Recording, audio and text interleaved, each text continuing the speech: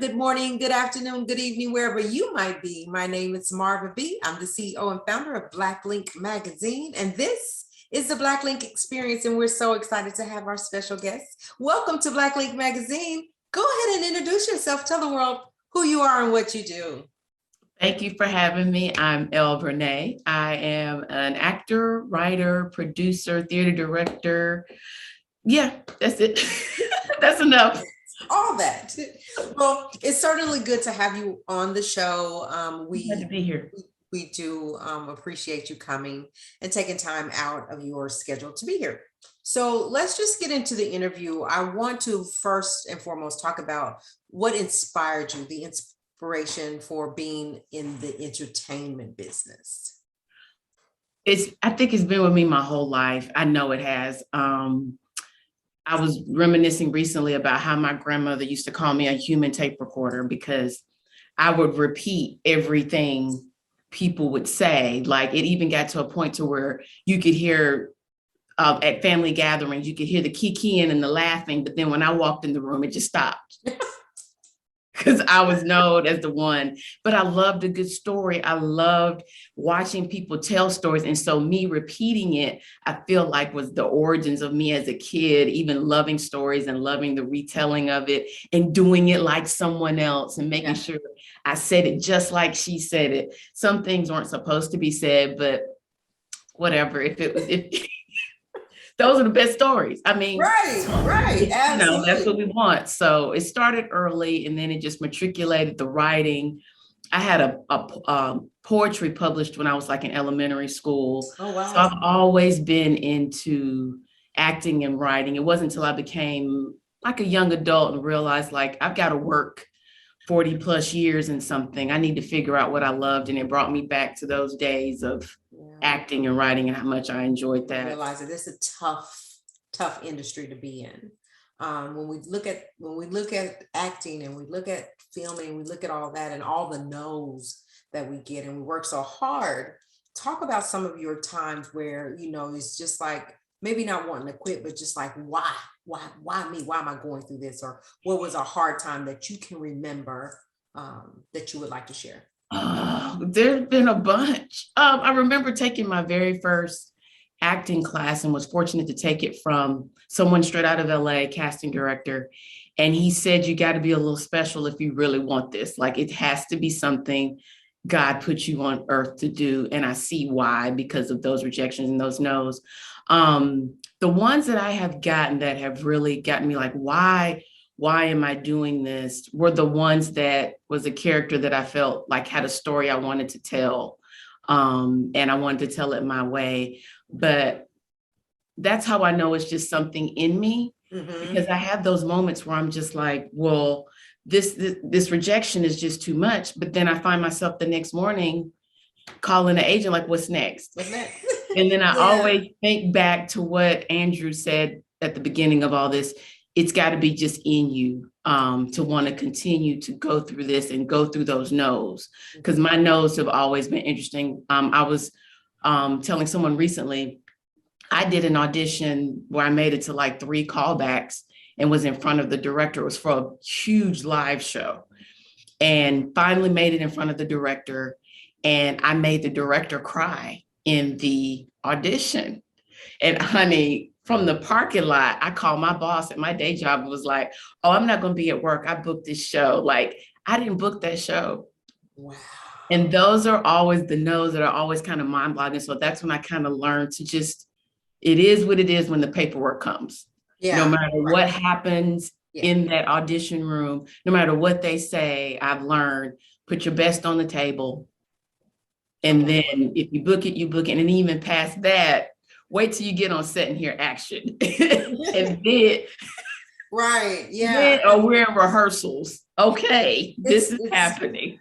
Yeah, it's crazy because that's the life of this business. I was so cocky. Like I made that phone call to my boss before I even drove away. I was like, hey, change my schedule. I know I booked this. But there's another thing too, with the writing and the producing piece, I also now too know that you cannot get a role. It has nothing to do with your talent or anything you did wrong. There are so many other factors that come into Right. casting. So also the writing and producing side of things have also helped me. It's calm that help that muscle, that rejection muscle that I have. Yeah. Yeah. Yeah, because you have to think about it, about the longevity in it. You know, it may not just be acting. There's a whole world of things in entertainment that you can do. And a lot of people just get so frustrated that they just walk away, whether it's the no's that they get, or whether it's that, they're just not booking, whatever it is that they walk away. But I think those that do not walk away are those gifted ones that, it's meant for you to be here and to do this and endure those hard times. So let's talk about some of your experiences. I know that we've read your bio. We know that you've done a lot. Let's talk about let's talk about the memorable things, or like what was it that was a big deal to you? Like you was like, oh my God, I did this. Oh my God, I still get that. I guess it would have to be my when I did a film called Carter High. That was technically my first speaking role in a theatrically distributed film. That one I was pretty nervous about because it was one of those, you're going to say lines, they're pivotal, the camera's on you, and you're going to see this one day on the big screen. And I learned so much from that shoot. And I just remember after that being like, okay, I can do it. I can hang in here, Yeah. and getting the cues from the director. And then, Wow. you're getting notes, and the notes are you're doing what you're supposed to do when Right. that take is over.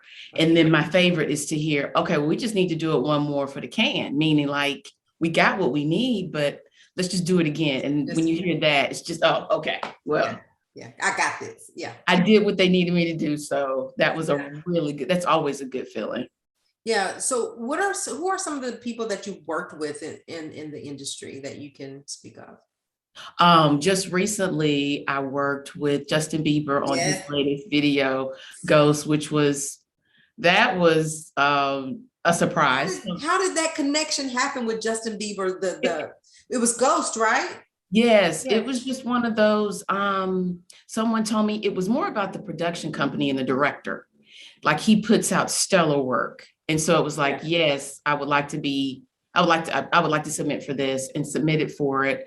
And just knew the director's hands that I was in, Colin Tilley. I was just like, I'm in it. And then it wasn't until I think maybe 24 hours prior, we found out who the actual talent was, being Justin Bieber. Wow. And we didn't find out about Diane Keaton until we got on set. So that was exciting. really, that's exciting. One of the most exciting interactions I've ever had was my very first, it was my you glance and you miss me moment when I was really green. It just started. I did Talladega Nights with Will Ferrell, and I played the photographer in like one of the race scenes at the end.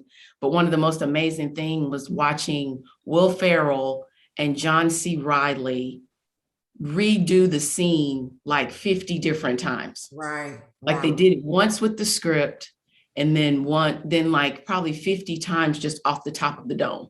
Right. And just standing there watching them. And I got to talk with Sasha Cohen. And it was just, wow. That was crazy. I've worked for, I worked even in kind of producing event management, is where I learned how to start kind of producing and getting my legs on, knowing I can put something together and I can be trusted to get something to execute. Mm-hmm. When I worked with Tom Joyner as an event manager, I worked for him for 7 years.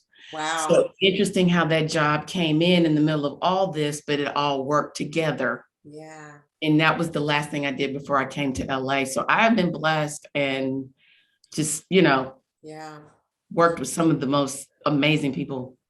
Yeah. So Justin Bieber was like almost the most recent thing. What do you have in the future coming up that you're excited Okay, about? right. That you can talk about? It's like the most exciting thing that I can't talk about. I'm bubbling. I got to work with one of my favorite. I grew up on this comedian, and it's just, I stare at the pictures by myself because I can't say anything until it comes out. But that'll hopefully be out super soon. I just wrapped a national commercial with ClickUp, Uh-huh. And I am prepping to do a new play with the Victory Theater Center in Burbank, California, called The Terminal Events.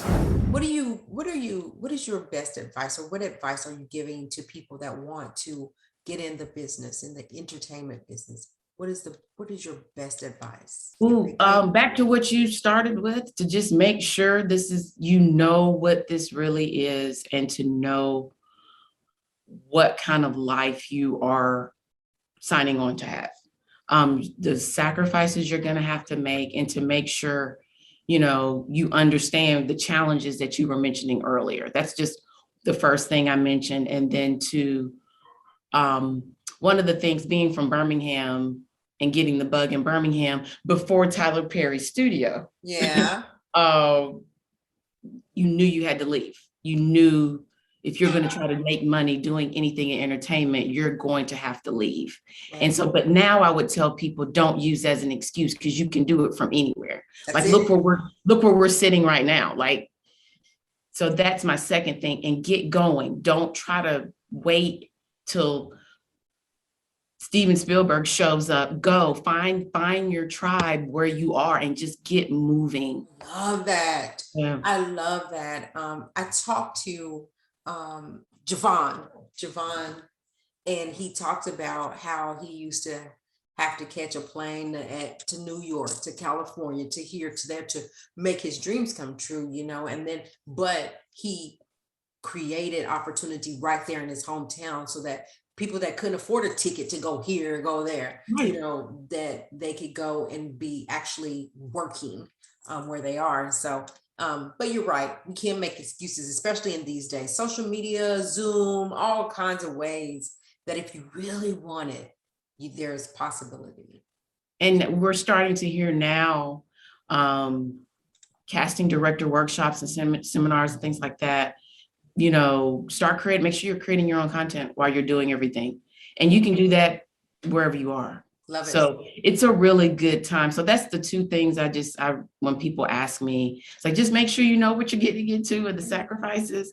And like I said, I can't talk about it enough, the rejection you mentioned earlier. But then also too, don't use the excuse of where you are, or you have a job right now, and just be creative with the time that you have and get going wherever you are. I love it. I love that advice that you give. People need to hear it, especially those that really want it and are kind of down on themselves. So I hope that it reaches, you know, the multitude, so that whoever this conversation can help, that it does just that. So thank you for being with Black Link Magazine, and thank you for your time. Go ahead and tell the people where they can find you on all social media sites.